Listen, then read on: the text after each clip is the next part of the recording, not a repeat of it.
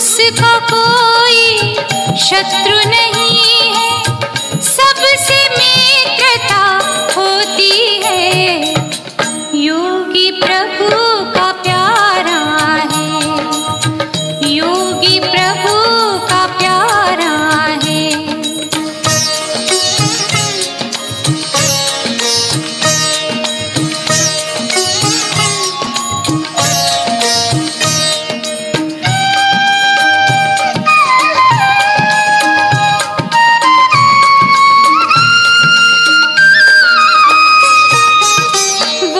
सदा ही संतुष्ट रहता,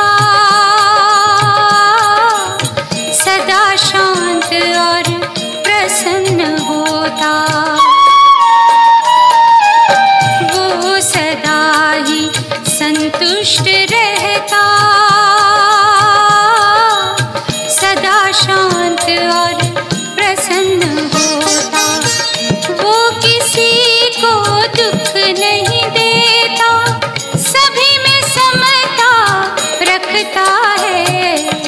योगी प्रभु का प्यारा है, योगी प्रभु का प्यारा है।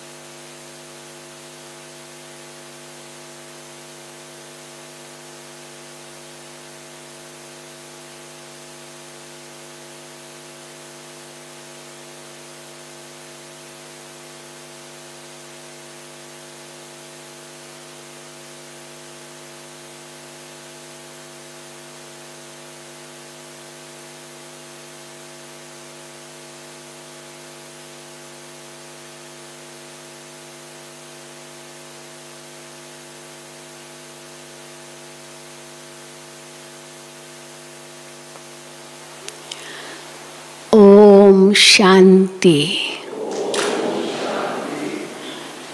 बहुत सुंदर गीत सुना, योगी की महिमा सुनी और बाबा को कौन प्यारे हैं?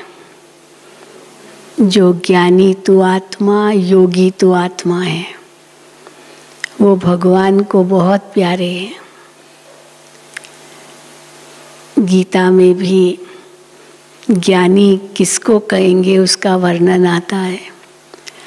जो मान अपमान, निंदा स्तुति, जय पराजय, सुख दुख दोनों में समान रहता है, वही सच्चा ज्ञानी तो आत्मा है। तो आज की बाबा की मुरली भी इसी पर ही है। सारी शिक्षाओं भरी मुरली है। कितनी प्रकार की शिक्षाएं बाबा हमको, हम बच्चों को रोज रोज देते हैं। हम कितना उस पर चलते हैं, अमल में लाते हैं, ये हमें देखना होता है। ये भी बाबा को नहीं कहना है बाबा आप तो सब जानते हो ना, आप तो सब जानते हो। ये टीचर को नहीं कहा जाता है। कोई भी स्टूडेंट टीचर को ये नहीं कहेगा टीचर आप तो सबको जानते हो मेरे बारे में, इसलिए मैं परीक्षा भी क्यों दूँ, सब जानते हो आप। लेकिन नहीं, परीक्षा टीचर लेता है, क्योंकि उससे ही पता चलता है कि कहाँ तक खड़े उतरे। तो बाबा को ये कहना भी सही नहीं है कि बाबा आप तो सब जानते हो। बाबा को देना पड़ता है, अपना पोता मेल अपने बारे में बताना पड़ता है, तब फिर बाबा समझाएंगे, सिखाएंगे। क्योंकि बाबा को तो हम बच्चों को कितना ऊंचा बनाना है ना। तो आज की मुरली सारी शिक्षाओं की मुरली है। शिक्षाओं के साथ बाबा सावधानी भी देते हैं। पहले तो शिक्षा देंगे, बच्चे ये करो, ये नहीं करो। फिर अगर बच्चे नहीं मानते तो फिर बाबा सावधान भी करेंगे, अगर ये नहीं किया तो फिर सज़ा खानी पड़ेगी। माता पिता भी बच्चों को कहेंगे नहीं किया तो सज़ा मिलेगी, क्योंकि सुधारना तो है ही है। तो आज भी बाबा ने बच्चों को बहुत शिक्षाएं दी है।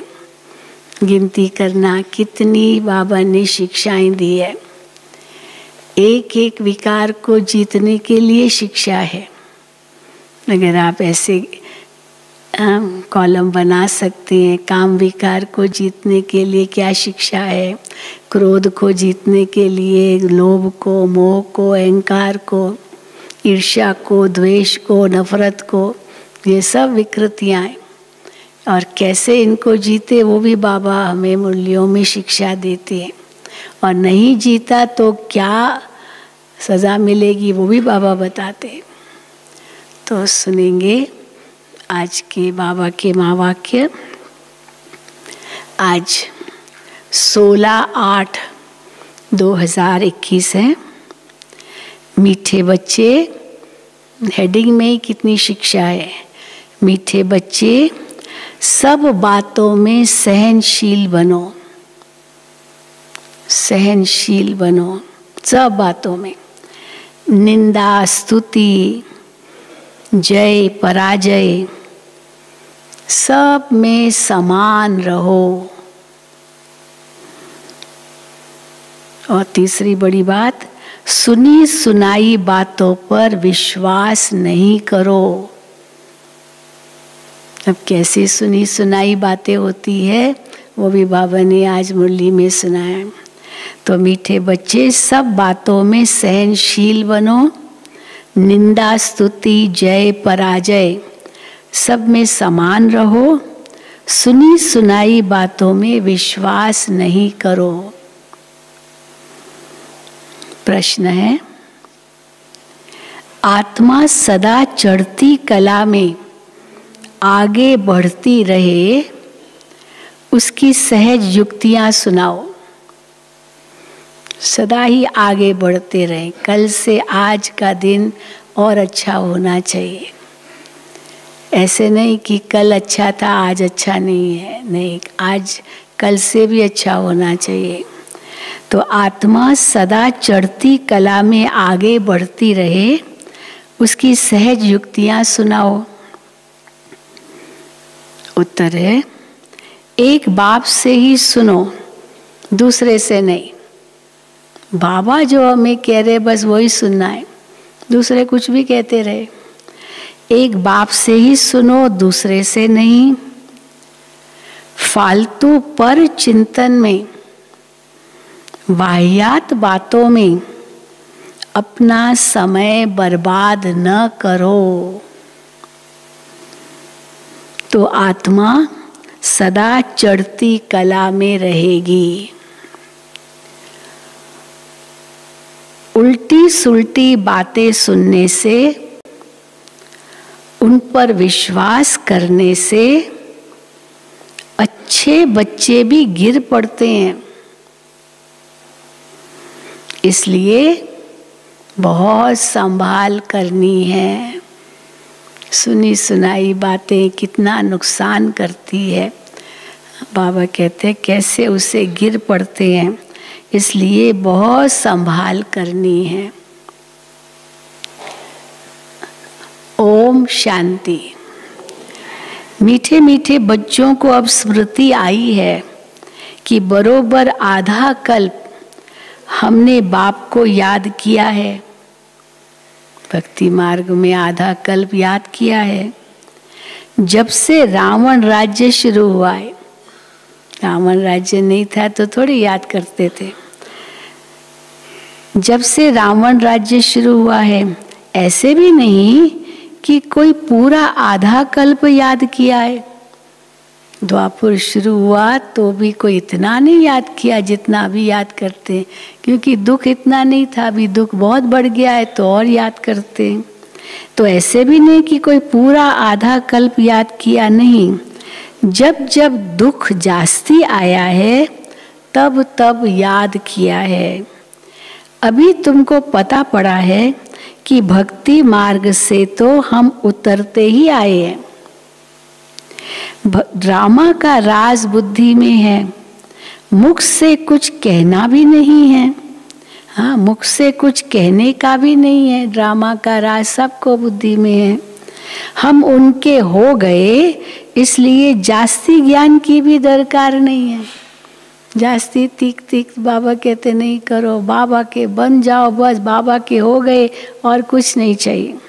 तो बाबा कहते हैं हम उनके हो गए, इसलिए जास्ती ज्ञान की दरकार नहीं है। बाप के बने तो बाप की जायदाद के मालिक भी हो गए। कुछ कर्म इंद्रियों से करने का नहीं रहता है।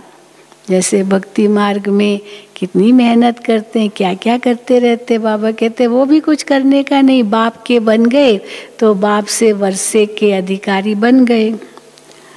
कुछ कर्म इंद्रियों से करने का नहीं रहता।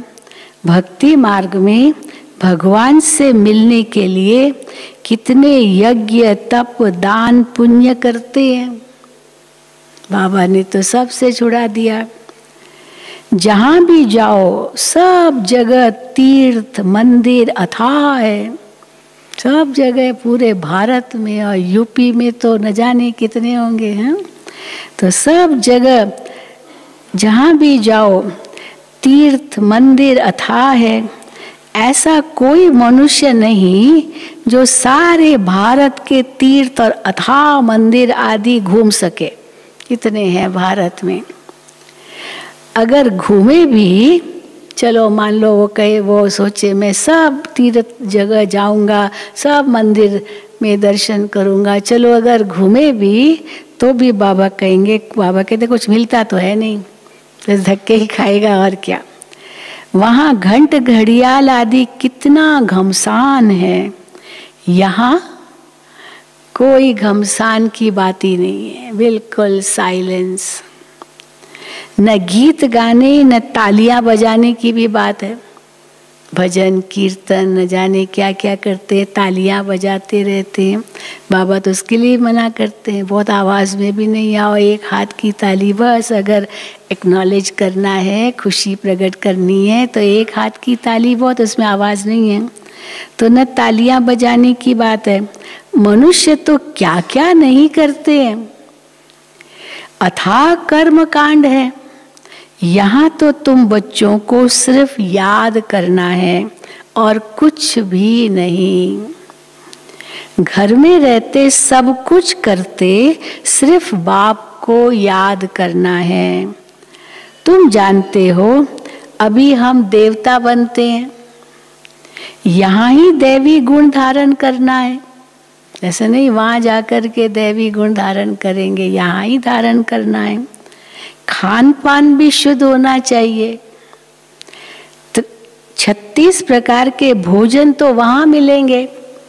बाबा कहते हैं यहाँ मत आश रखो, लेकिन बाबा खिलाते भी थे, ऐसे नहीं कि नहीं, दादियाँ भी बहुत खिलाती थी। तो परंतु बाबा कहते तुमको आश नहीं रखनी है, वहाँ बहुत मिलेगी मैं वैभव। इसीलिए 36 प्रकार के भोजन तो वहाँ मिलेंगे, यहाँ साधारण रहना है।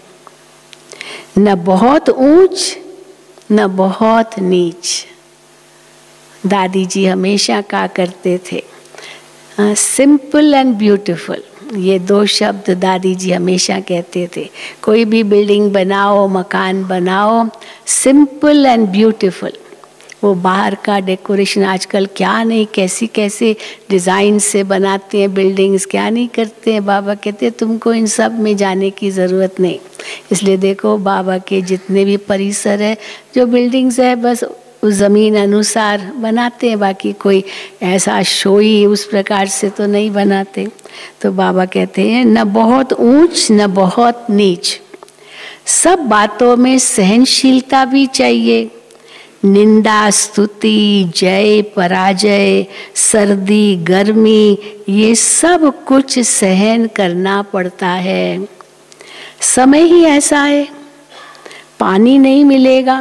अभी देखो पानी की तंगी तो शुरू ही हो गई। अभी नक्की लेक में तो 1 इंच ही मुश्किल से कहते हैं पानी भरा, भले कितने दिन बारिश पड़ी, अभी तो बारिश ही नहीं है, तो आगे क्या होगा। तो बाबा कहते हैं समय ही ऐसा है, पानी नहीं मिलेगा, ये नहीं मिलेगा, सूर्य भी अपनी तपत दिखाएगा। ये धर्म ग्लानि की निशानी है, सूरज आग उगलेगा। इतनी गर्मी, अभी भी इतनी गर्मी कई स्थानों पर, जो लोग इतने हैरान हैं। सूर्य भी अपनी तपत दिखाएगा, हर चीज तमो प्रधान बनती है। ये सृष्टि ही तमो प्रधान है, तत्व भी तमो प्रधान है, तो ये दुख देते हैं। निंदा स्तुति में भी नहीं जाना है। बहुत हैं जो झट बिगड़ पड़ते, किसने उल्टा सुल्टा कुछ किसको सुनाया, क्योंकि आजकल बातों की बनावट तो बहुत है। चलो किसने थोड़ी सी बात कही होगी, पर वो जब उस व्यक्ति को सुनाएगा तो इतना मिर्च मसाला डालकर सुनाएगा, उसने आपके लिए ऐसे कहा, जबकि इतना कुछ कहा भी नहीं होगा, पर थोड़ी सी हिंट और बस बड़ा चढ़ा करके इतना बताएगा, फिर आपस में दुश्मनी हो जाती है। तो देखो बाबा कहते हैं बहुत हैं जो झट बिगड़ पड़ते हैं, किसने उल्टा सुल्टा कुछ किसको सुनाया, क्योंकि आजकल बातों की बनावट तो बहुत है ना। कोई ने कुछ कहा ना, क्या कहा, तुम्हारे लिए बाबा ये कहते हैं, तुम्हारे लिए फलानी ये कहती है, फलाना ये कहता है। मान लो किसको कहा, तुम्हारे लिए बाबा ये कहते हैं कि इनको दे अभिमान है। चलो बाबा ने किसके लिए कह दिया, इस बच्चे में तो बहुत दे अभिमान है, बाहर का शो बहुत है, ये किसी ने सुनाया उसको, बस बुखार चढ़ जाएगा। बाबा ने मेरे लिए ऐसे कहा, दादी ने मेरे लिए ऐसे कहा, फलानी ने मेरे लिए ऐसे कहा, क्या समझती है, फिर यहाँ तक आ जाती है बात, बस बुखार चढ़ जाएगा, नींद भी फिट जाएगी। ऐसे क्यों कहा मेरे लिए ऐसे, अरे भाई अगर नहीं भी कहा, अगर कहा भी ठीक है, नहीं हो तो ठीक है, इसमें क्या है, अब वो उसकी सोच होगी, इसमें क्या है। कई कहते फलाना आपके लिए कहेगा, अरे कहने दो ना, हम जो है वो हम जानते हैं, बाबा हमको जानते हैं, इसीलिए कहने पर नहीं आना होता है। तो इसलिए बाबा कहते हैं नींद भी फिट जाएगी। आधा कल्प के मनुष्य ऐसे हैं, कोई को भी झट बुखार चढ़ा दे, क्या क्या बोल देंगे, झट पीले हो जाएंगे, जिसको सुनाया किसी की बात तो झट पीले हो जाएंगे। तो बाप कहते हैं कोई भी ऐसी वाहियात बातें नहीं सुनो। बाप कभी भी किसकी निंदा नहीं करते। बाबा ऐसे थोड़ी कहेंगे किसके लिए। कई बार बाबा जानते थे कि बच्चा ऐसा है, तो बाबा सीधा कभी नहीं कहते थे, बाबा मुरली में कह देते थे, और फिर वो समझ जाता था ये बाबा ने आज मेरे ऊपर ही मुरली चलाई है, क्योंकि अंदर मन तो खाता है ना। तो बाबा कहते हैं बाबा तो कभी भी किसकी निंदा नहीं करते, बाप तो समझाने के लिए ही कहते हैं। अगर कहते भी हैं बाबा तो समझाने के लिए, तो बदल जाओ, इसमें क्या है। बाप तो समझाने के लिए कहते हैं। उल्टी सुल्टी बातें एक दो को सुनाने से अच्छे अच्छे बच्चे भी बिगड़ पड़ते हैं। तो ट्रेटर बन वाहियात बातें जाकर एक दो को सुनाएंगे। भक्ति मार्ग में भी कैसी कैसी कहानियां बनाई है। भक्ति मार्ग की कहानियां ही ऐसी प्रकार की है ना। सारा रामायण क्या कैसे बन गया, बस वो मंथरा ने बस भड़काया, बस हो गई, सारा रामायण बन गया। तो बाबा कहते कैसी कैसी कहानियां बनाई है। अभी तुमको ज्ञान मिला है तो तुम कभी भी हे राम या हाय भगवान भी नहीं कह सकते। बाबा कहते भक्ति मार्ग के शब्द भी जो है ऐसे वो नहीं बोलो, ये अक्षर भी भक्ति मार्ग के हैं। हे राम, हे भगवान, ओ ईश्वर, पुकार के शब्द हम नहीं बोल सकते। ये अक्षर भी भक्ति मार्ग के हैं।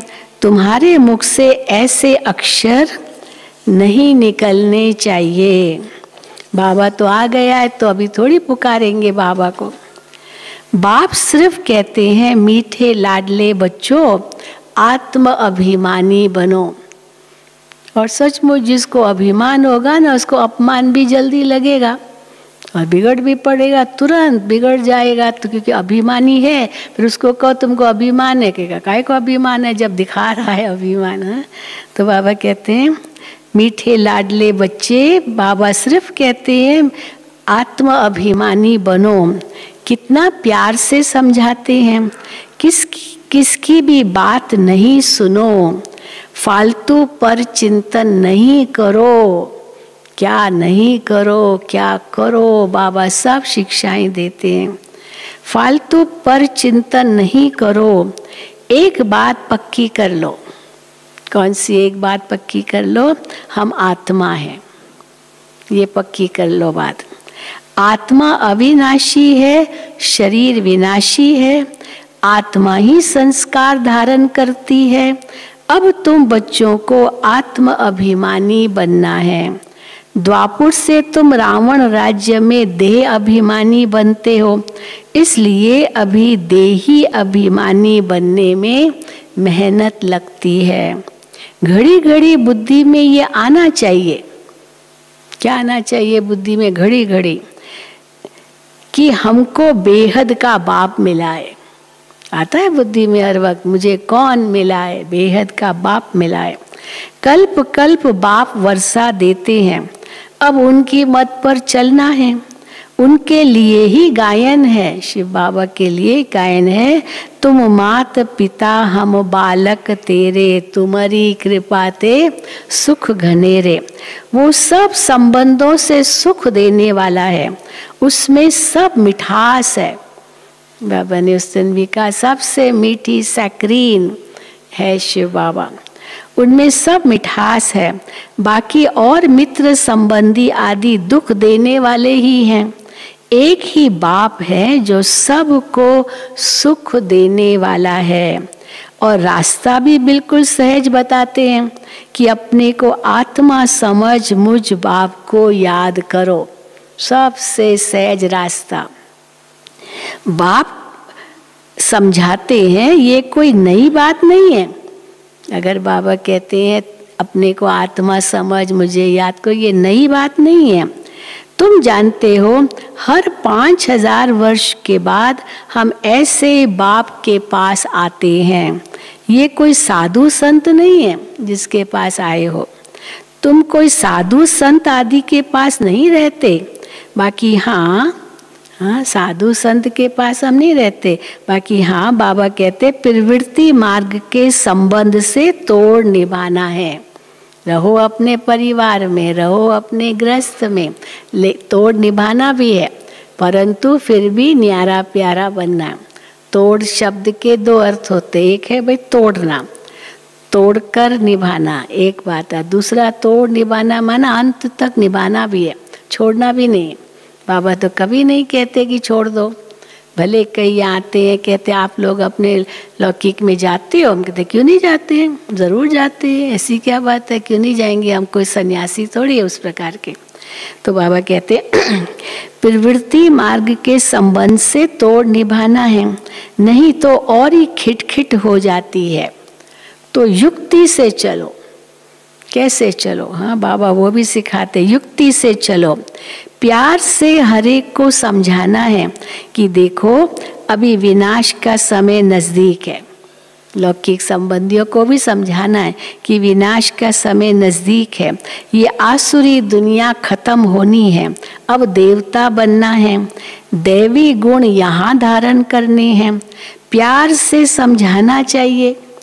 देवताएं भी प्याज लहसुन आदि तो खाते नहीं, क्योंकि यही होता है बाबा के बच्चे बन गए तो लौकिक में चलो जाते हैं, वहाँ लहसुन प्याज खाते हैं, हम गए हम नहीं खाते हैं तो कई बिगड़ पड़ते हैं। तो बाबा कहते उनको समझाओ प्यार से। देवताएं भी प्याज लहसुन आदि तो खाते नहीं, हम भी मनुष्य से देवता बनते हैं, तो हम ये कैसे खा सकते हैं? तुमको भी राय देते ये छोड़ दो, ऐसा नहीं हम नहीं खाएंगे, बस तुमको भी राय देते ये छोड़ दो, ऐसी चीजें हम खाते नहीं। अभी तुमको बेहद का बाप दैवी गुण सिखलाने वाला मिला है, तो सर्व गुण संपन्न 16 कला संपूर्ण बाबा कहते हैं यहाँ ही बनना है, ऐसे नहीं वहां जाके ये सब बनेंगे, यहाँ बनेंगे तब फिर भविष्य नई दुनिया आएगी। हमें ही लानी है वो नई दुनिया, तो यहाँ ही वो बनना है, देवताओं के सारे गुण यहाँ ही धारण करने हैं, तब नई दुनिया आएगी। ये ऐसे ही होता है, हाँ नई दुनिया जरूर आएगी। तो कैसे? ये ऐसे ही होता है जैसे रात के बाद फिर दिन होता है, तो दिन तो जरूर आएगा, ऐसे हो ही नहीं सकता कि रात ही रात हो, तो दिन तो आएगा। अभी पुरानी दुनिया है तो नई दुनिया भी आएगी जरूर। तो ये ऐसे होता है जैसे रात के बाद फिर दिन होता है। अब रात के अंत में है, अंत में ही दैवी गुण धारण करने हैं, तो फिर सुबह हो जाएगी। रात के अंत में ही दैवी गुण धारण करने, फिर सुबह हो जाएगी। अपनी परीक्षा हर एक को आप ही लेनी है, अपनी चेकिंग खुद को आप ही करनी है। ऐसे नहीं कि बाबा तो सबको जानते हैं, तुम अपने को देखो ना। स्टूडेंट ऐसे कभी नहीं कहेंगे स्टूडेंट ऐसे कभी नहीं कहेंगे कि टीचर तो सबको जानता है। इम्तिहान के दिन नजदीक आते हैं तो बच्चे खुद भी समझते हैं हम कितना पास होंगे, किस सब्जेक्ट में हम ढीले हैं वो भी समझते हैं। मार्क्स कम लेंगे फिर सब मिलाकर पास हो जाएंगे। चलो एक सब्जेक्ट में ढीले हैं, उसमें कम मार्क्स मिली, परंतु सब मिला कर के अगर मार्क्स लेते हैं तो फिर उसमें पास हो जाते हैं। मार्क्स कम लेंगे फिर सब मिलाकर पास हो जाएंगे, सब मार्क्स इकट्ठी करो तो। अब ये समझते हैं तो इसमें भी अपनी जांच रखनी है। चलो किस सब्जेक्ट में मैं कम हूँ तो अपनी जांच रखनी है, हमारे में क्या कमी है, क्या मैं बहुत मीठा बना हूँ, ये अपने आप को देखना है, क्या मैं बहुत मीठा बना हूँ। सबको प्यार से समझाना है, हम आत्माओं का बाप परम पिता परमात्मा है। अब ये मनुष्य की बात नहीं है, कौन है सब आत्माओं का बाप, कोई मनुष्य की बात नहीं है। हम आत्माओं का बाप परम पिता परमात्मा है, मनुष्य की बात नहीं। हम निराकार को भगवान कहते हैं। भगवान रचयिता एक ही है, बाकी सब है रचना, सब है रचना। रचना से किसी को भी वर्षा नहीं मिलता है, ये कायदा ही नहीं है। रचना से रचना को वर्षा मिले ये कायदा ही नहीं है, रचयिता से ही रचना को वर्षा मिलता है। अब सर्व रचना का सदगति दाता एक ही रचयिता बाप है, उसमें साधु संत सब आ गए, सब रचना है, साधु संत भी रचना है तो सब आत्मा ही ना।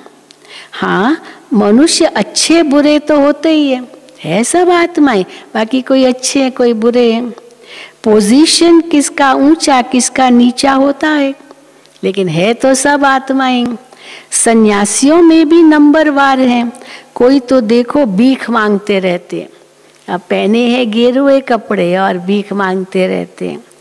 कोई तो देखो भीख मांगते रहते और कोई को सब पांव पड़ते हैं, उसने भी गेरुए कपड़े पहने, उसके आगे जाकर सब पांव पड़ते। और एक भिखारी भी गेरुए पहन लेगा और वो भीख मांग रहा है, तो कितना अंतर हो गया। है तो दोनों ही मनुष्य, है तो दोनों ही आत्माएं। कोई को सब पांव पड़ते हैं और कोई तो भीख मांगते हैं। तुम बच्चों को भी ऊंच बनना है, बहुत मीठा बनो, कभी भी क्रोध से बात नहीं करनी चाहिए। आज पक्का कर लो, गांठ बांध लो, कभी भी क्रोध से बात नहीं करनी चाहिए। जितना हो सके प्यार से काम लो, कहते हैं अभी कई माताएं खास आकर कहती है, आती है क्लास में, आती है टीचर को कहती है दीदी, हाँ कहते हैं बच्चे बहुत तंग करते हैं। क्या करो बहन जी, आप कहते हो, बाबा कहते क्रोध नहीं करो, पर बच्चे बहुत तंग करते हैं, तो मैं क्या करूं। कहते बच्चे बहुत तंग करते हैं, तो बाबा कहते सो तो आजकल के बच्चे है ही ऐसे। ये कोई नई बात तो नहीं है, आजकल के बच्चे है ही ऐसे, पर प्यार से उनको समझाओ। दिखाते हैं कृष्ण चंचलता करता था तो उनको रस्सी से बांधते थे। उनकी माँ क्या करती थी, उखली से बांध लिया, उसको बांध लिया, लेकिन फिर तो उसके चरित्र दिखाते, वहाँ उखली से बांधा और जैसे गई तो कृष्ण तो वहीं खड़ा है, कहाँ गई रस्सी वस्सी, सब छूट गया। तो बाबा कहते हैं दिखाते कृष्ण चंचलता करता था तो उनको रस्सी से बांधते थे। तो जितना हो सके प्यार से समझाना है, या तो बाबा कहते हल्की सजा। हल्की सजा माना थप्पड़ नहीं मारना है, हाँ ऐसे जोर से गालियां देना, डांटना वो भी नहीं। थोड़ी सी आंख बाबा कहते दिखाओ, जिसको वही कई बार बाबा कहते हैं सांप भी मरे और लाठी भी न टूटे, हाँ उसको हल्की सी सजा माना आंख दिखाओ। अच्छा मैं माँ बच्ची, मैं आपसे बात नहीं करूँगी, छोटी सी बात। अब बच्चा क्या करेगा, कैसी कौन सी ऐसी शरारत करेगा, तो इसलिए प्यार से सजा देनी है। जितना हो सके प्यार से समझाना है, या तो हल्की सजा। बेचारे अबोध है, छोटे बच्चे तो अबोध होते हैं ना, वो तो अनजान है, इसलिए ऐसी कोई सजा नहीं देनी होती है। समय भी ऐसा है, बाहर का संग दोष बहुत खराब है। स्कूल जाते हैं, कॉलेज जाते हैं, कहाँ कहाँ जाते हैं, क्या क्या संग मिलता है। बाबा कहते हैं बाहर का संग दोष बहुत खराब है। अभी बेहद का बाप कहते हैं तुम्हें मूर्ति आदि रखने की भी दरकार नहीं है, बस सुधारना है, बाकी कोई बाहर का आडंबर भी नहीं, कोई भले मूर्ति भी मत रखो। बाबा कहते हैं कोई दरकार नहीं है, कुछ भी मेहनत करने की दरकार नहीं है। शिव का चित्र भी क्यों रखो, कई कहते, कई भड़कते हैं, कोई हमारे चित्र देखते तो अच्छा मत रखो। बाबा कहते इसमें क्या है, शिव का चित्र भी क्यों रखे, वो तो तुम्हारा बाप है ना। चलो भड़कते हैं, गुस्सा करते हैं, डांटते हैं, अच्छा मत रखो। तो कोई, वो तो तुम्हारा बाप है ना। घर में बच्चे बाप का चित्र क्यों रखेंगे, ना भी रखो। अधिकतर तो चित्र तब रखते जब वो गुजर जाता है, चलो यादगार उनका फोटो रखेंगे, पर ज़रूरत ही नहीं है। तो चलो शिव बाबा का भी मत रखो, अगर कोई एतराज़ उठाते हैं तो। घर में बच्चे बाप का चित्र क्यों रखेंगे, बाप तो हाजरा हजूर है ना, भगवान तो हाजरा हजूर है। बाप कहते हैं मैं अभी हाजिर नाजिर हूँ ना, फिर चित्रों की तो दरकार ही नहीं है, वैसे ही हाजिर नाजिर हूँ। बाबा को याद किया और बाबा आपके सामने है, तो इसीलिए कोई चित्र हो तभी याद कर सके, ऐसी भी तो बात नहीं है। मैं अभी हाजिर नाजिर हूँ ना, फिर चित्रों की तो दरकार नहीं है। मैं बच्चों को बैठ समझाता हूँ, कहते हैं बाप दादा को देखो। अब बाप तो है निराकार, अब बाप दादा को देखो, बाबा का चित्र सामने है, बाप दादा को देखो। अब देखो बाबा कैसे समझाते हैं। अब बाप तो है निराकार, उनको तो देख न सके। शिव बाबा ब्रह्मा के तन में है, चलो उनका चित्र भी देखते हैं। शिव बाबा की आत्मा, ब्रह्मा बाबा की आत्मा, चलो दोनों भ्रकुटी में देख रहे हैं, पर बाबा कहते हैं बाप तो निराकार है, उनको तो देख न सके, हाँ बुद्धि से समझ सकते हैं।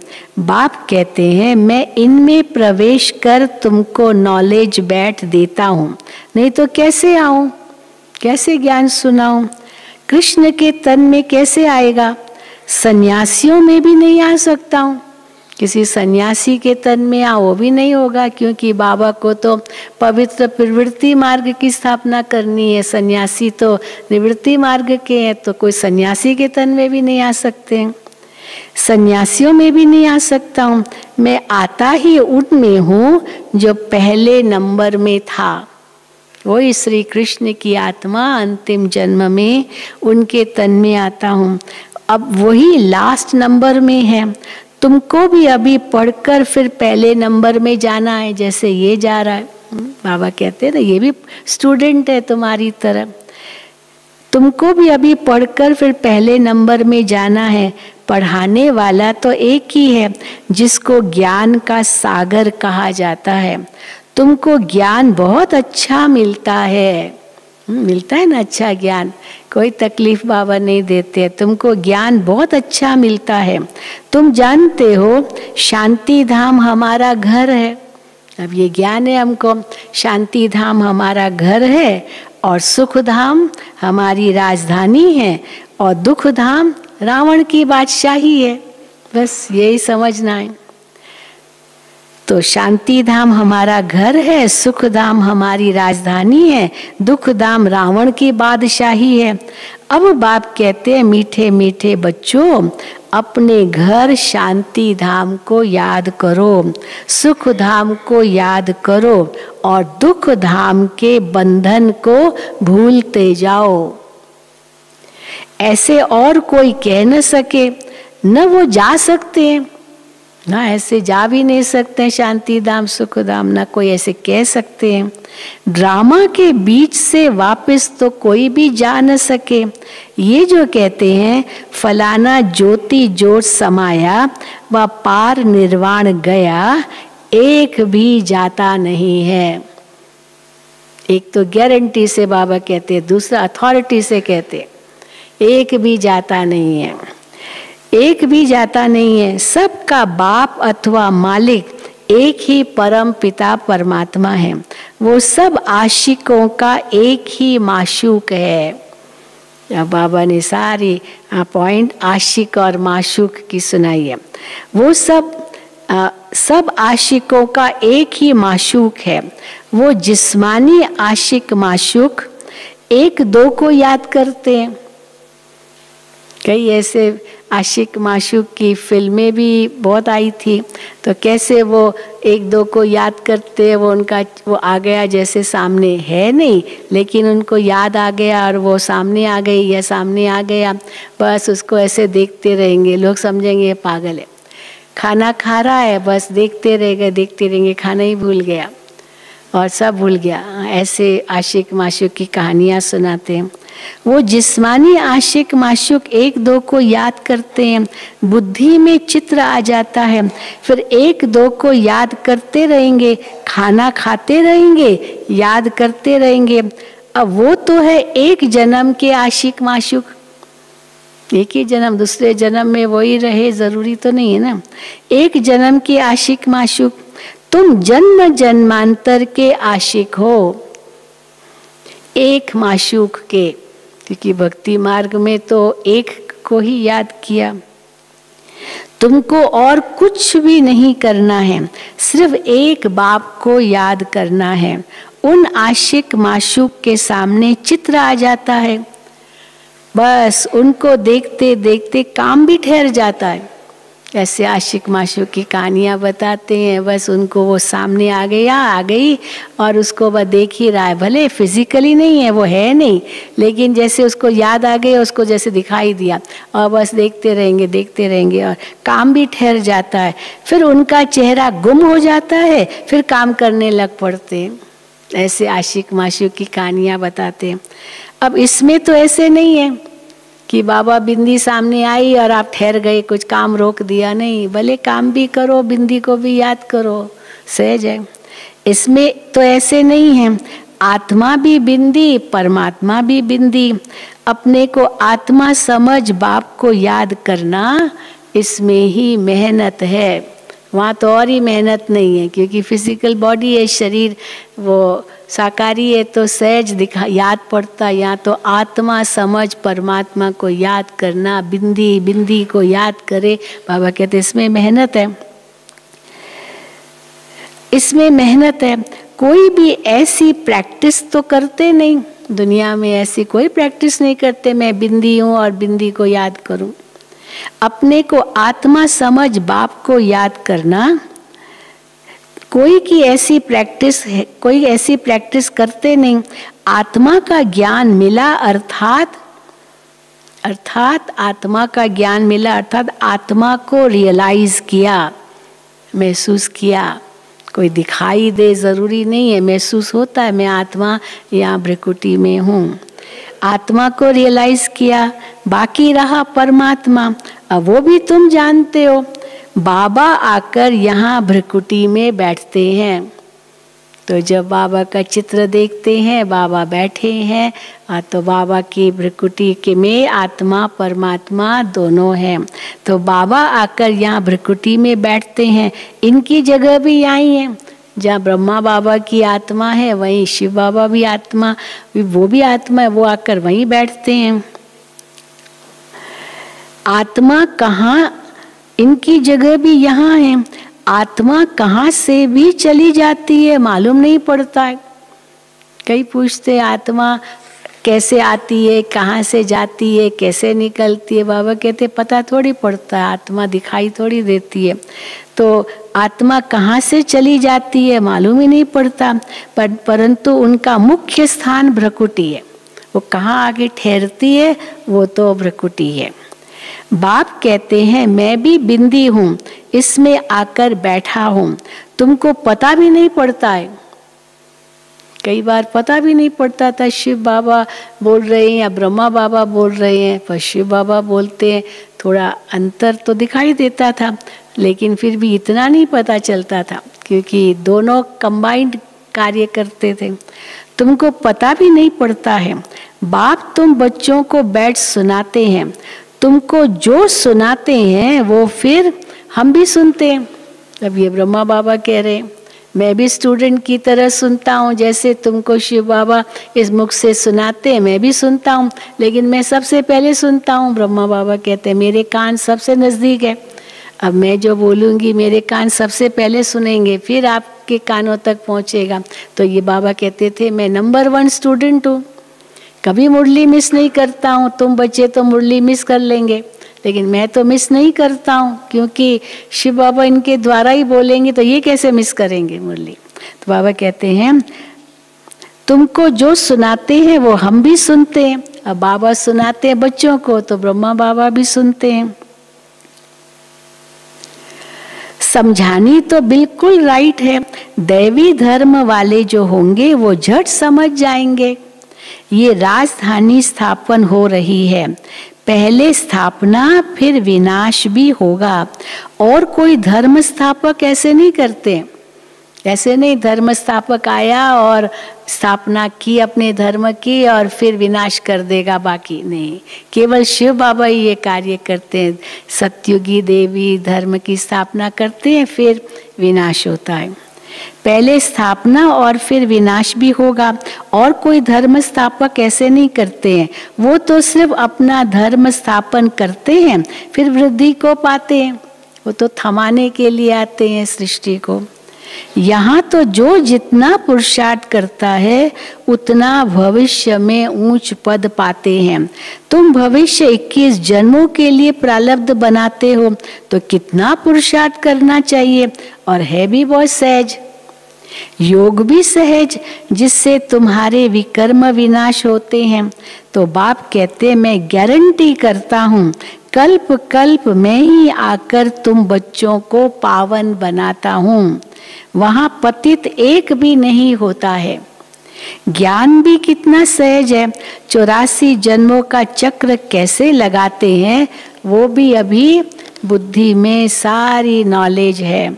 इसमें हमने 84 का चक्र लगाया है, ये निश्चय रखना है ना। सबको निश्चय हमने 84 का चक्र लगाया है, 84 जन्म पूरे लिए, ऐसे नहीं 83 लिए 82 लिए। जो समझते थोड़ा थोड़ा कम लिया है मैंने, 84 नहीं लिया है, वो हाथ उठाए, होगा कोई? कौन हाथ उठाएगा? तो क्यों हम कम आके अपने आप को, हमने 84 का चक्र लगाया है, ये निश्चय रखना है। निश्चय में ही विजय है। ऐसे नहीं कि पता नहीं हम 84 जन्म लेते हैं व कुछ कम। जबकि तुम ब्राह्मण हो तो तुमको निश्चय होना चाहिए बरोबर हमने 84 का चक्र पूरा भोगा है। वो तो बहुत सहज समझानी है। बच्चों को समझाया है, ये चित्र सब दिव्य दृष्टि से बाप ने बनवाए हैं, करेक्ट भी कराए हैं। शुरू में अब बाबा अपनी हिस्ट्री बता रहे हैं, क्योंकि बाबा को साक्षात्कार जो हुए, बनारस में भी बहुत साक्षात्कार हुए। तो शुरू में जब बनारस में बाबा एकांत में रहते थे तो ऐसे चक्र दीवारों पर बैठ निकालते थे। हाँ, बनारस तो गए होंगे यूपी के भाई बहने, तो वहाँ देखा होगा वो मकान जहाँ बाबा रहे। बहुत बड़ी कोठी थी और बहुत बड़ा बगीचा। अभी तो शायद कुछ बदल दिया है, लेकिन बाबा बताते हैं। तो बनारस में बाबा एकांत में रहते थे तो ऐसे चक्र, सृष्टि चक्र ऐसे दीवारों पर बैठ निकालते थे। समझते कुछ भी नहीं थे कि ये क्या है। बाबा को साक्षात्कार होता रहता था और कैसे बाबा चित्र निकालते रहते थे। खुशी होती थी। साक्षात्कार होने से जैसे उड़ जाते थे, जैसे हल्के हो जाते थे, उड़ जाते थे। ये क्या होता है समझ में नहीं आता था। तुम जानते हो, जो चित्र पहले बने थे वो फिर बदल कर नए नए बनाते गए हैं। अभी नए नए चित्र कल्प पहले माफिक बनते जाते हैं। सीढ़ी का चित्र देखो कितना अच्छा है। इस पर समझाना सहज है। देरी से आने वालों को और ही सहज समझानी मिलती है। अब ये बाबा ने बहुत एक गहरा राज समझाया है। देरी से आने वालों को और ही सहज समझानी मिलती है। अभी नए नए जो आते हैं 7 दिन में सारा नॉलेज समझ लेते हैं। पुराने से भी आगे जा रहे हैं। कोई कहते हैं पहले आते थे तो अच्छा था। अभी भी कई भाई बहने कहते हम पहले आते थे तो कितना अच्छा होता, यज्ञ में आते कितना अच्छा होता। फिर दादियों को देखते, हम तो अभी अभी आए हैं, कोई दादी हमको नहीं मिली, हम किसी भी दादी से नहीं मिले। ऐसे कोई है जो कोई भी दादी से नहीं मिले? न बड़ी दादी, न जानकी दादी, न गुलजार दादी, किसी से नहीं मिले हैं। वो हाथ उठाएं। ऐसे कोई है? कोई नहीं है। 1 2 हाथ उठ। अच्छा, कोई दादी से नहीं मिले। तो बाबा पूछते हैं आपको आता है कि मैं इतना लेट आया हूँ जो मैं किसी को भी नहीं देख सका? देखो बाबा उनको जवाब क्या देते हैं। देरी से आने वालों को तो और ही समझानी सहज मिलती है। अभी नए नए जो आते हैं 7 दिन में सारा नॉलेज समझ लेते हैं। पुरानों से भी आगे जा रहे हैं। हाँ, पुरानों से भी आगे जा रहे हैं। तो कोई कहते हैं पहले आते थे तो अच्छा था। अरे ये भी फिक्र मत करो, ये भी फिक्र मत करो कि पहले आते तो अच्छा था। आगे आते थे माना पहले आते थे तो भागंती भी हो जाते थे। तो कई आए, बाबा मम्मा की गोद ली, कितनी पालना ली और फिर भागंती हो गए।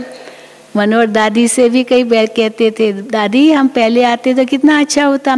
दादी कहती थी अरे अगर पहले आते तो भागंती हो जाते तो उससे अच्छा है लेट आए हो। कोई बात नहीं। इसीलिए ये नहीं सोचो पहले आते थे तो अच्छा था, भागंती हो जाते थे। तो देरी से आने वालों को तो सहज तख्त मिलता है।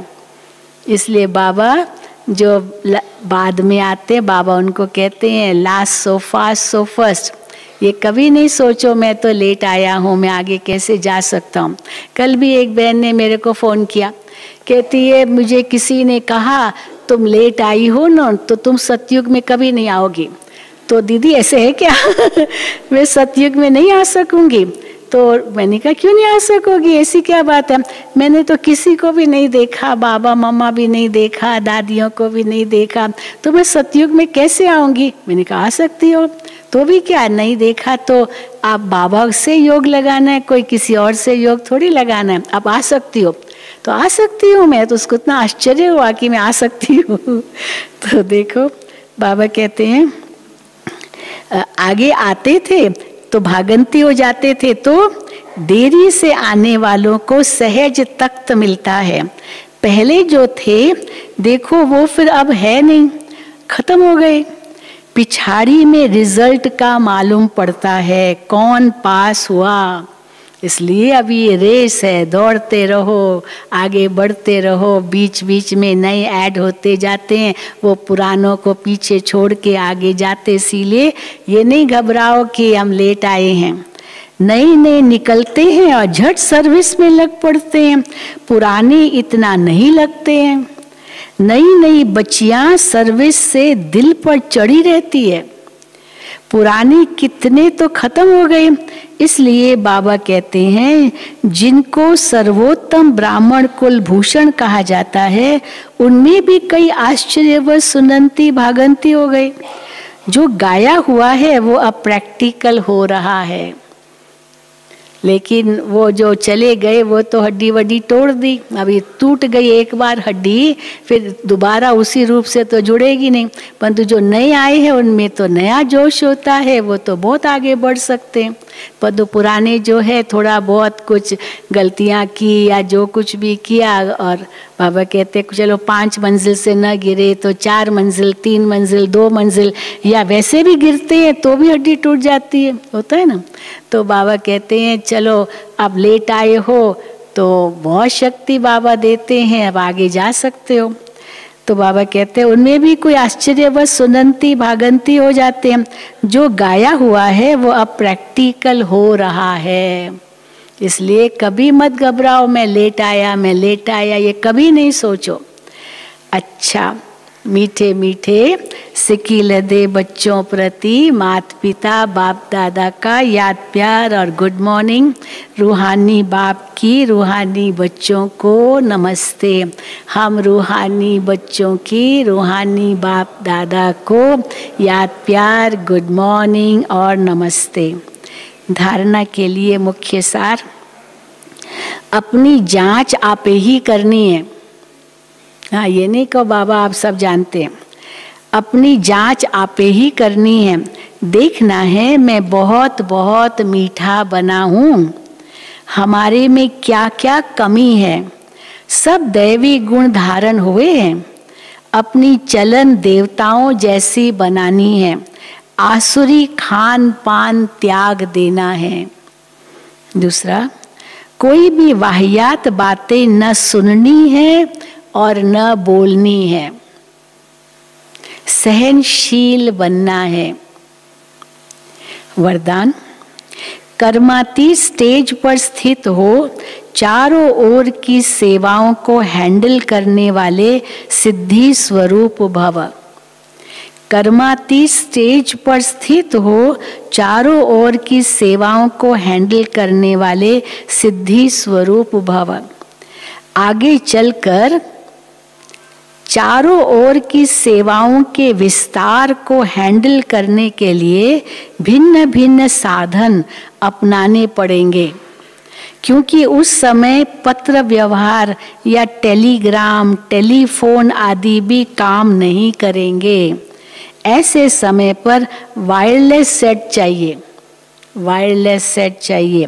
इसके लिए अभी अभी कर्मयोगी, अभी अभी कर्मातीत स्टेज में स्थित रहने का अभ्यास करो, तब चारों ओर संकल्प की सिद्धि द्वारा सेवा में सहयोगी बन सकेंगे।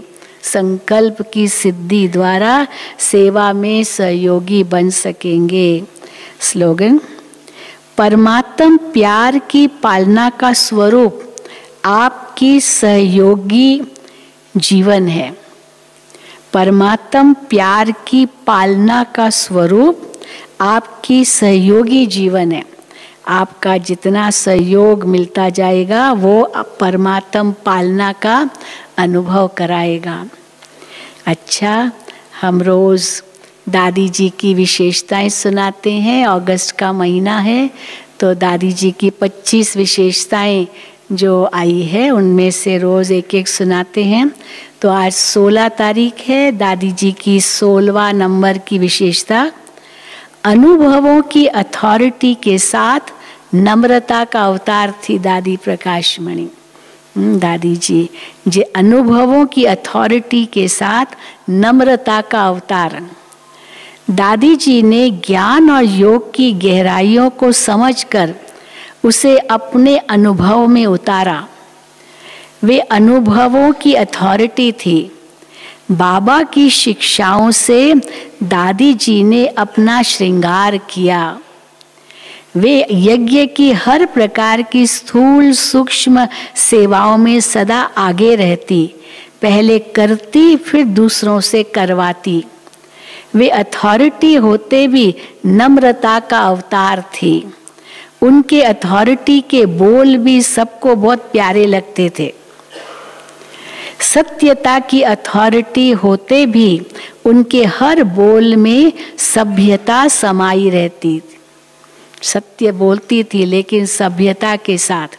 तो सत्यता की अथॉरिटी होते भी उनके हर बोल में सभ्यता समाई रहती। अच्छा, ओम शांति, ओम शांति। अभी हम सब बाबा की याद में बैठेंगे। उसके बाद जो भट्ठी में आए हुए भाई बहनें सब बैठे रहेंगे और हमारे आपका कल तो स्वागत